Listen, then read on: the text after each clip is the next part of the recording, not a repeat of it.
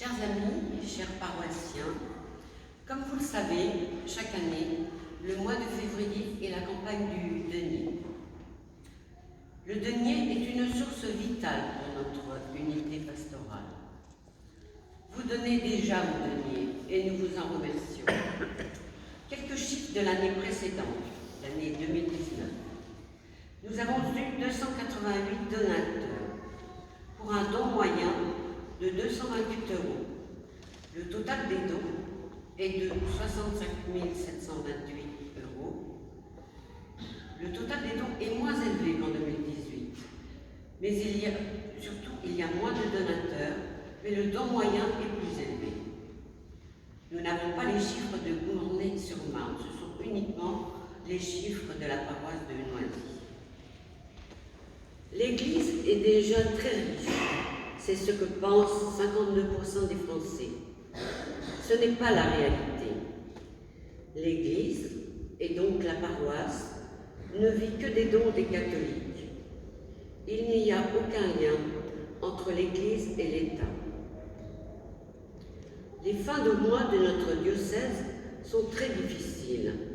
Un exemple, en 2016, il manquait 700 000 € au diocèse pour rémunérer les prêtres, ainsi que les personnes envoyées en mission.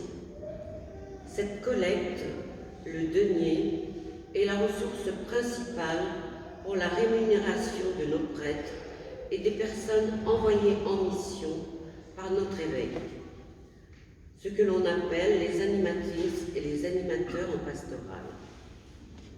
Je sais que cette année encore, ils peuvent compter sur notre générosité et notre reconnaissance pour leur dévouement et leur mission à notre service.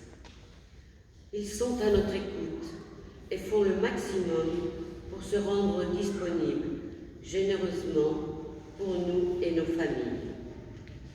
Cette année, dans notre unité pastorale de Noisy-le-Grand et Gournay-sur-Marne, ont été célébrés 204 baptêmes, 96 communions, 142 enterrements et 43 mariages, ce qui représente un travail considérable pour nos prêtres au nombre de 5 et sans aucun diacre pour les soutenir.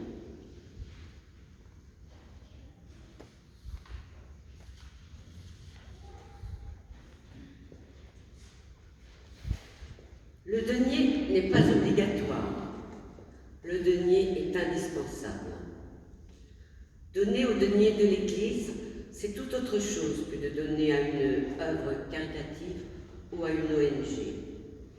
Donner au denier, c'est participer à la mission de l'Église confiée par le Christ. J'aime ma paroisse, je donne.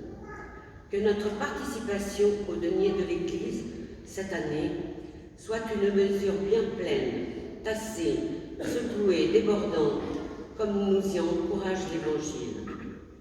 Combien donner? Tous les dons sont importants. Chacun le fait selon son cœur et en fonction de son budget, sachant que si l'on est imposable, une déduction fiscale de 66% s'applique. Les dons réguliers en prélèvement automatique sont le meilleur soutien pour notre Église. Mon petit don, 5, 7, 10 € ou autre montant. Je choisis ma date de prélèvement, le 7, le 15, le 30 ou au trimestre, selon ma possibilité. Je choisis aussi à partir de quand et je joindrai si je veux mettre tout ça en place. Je peux aussi le faire en carte bleue directement sur le site internet de ma paroisse ou bien sur le site du diocèse.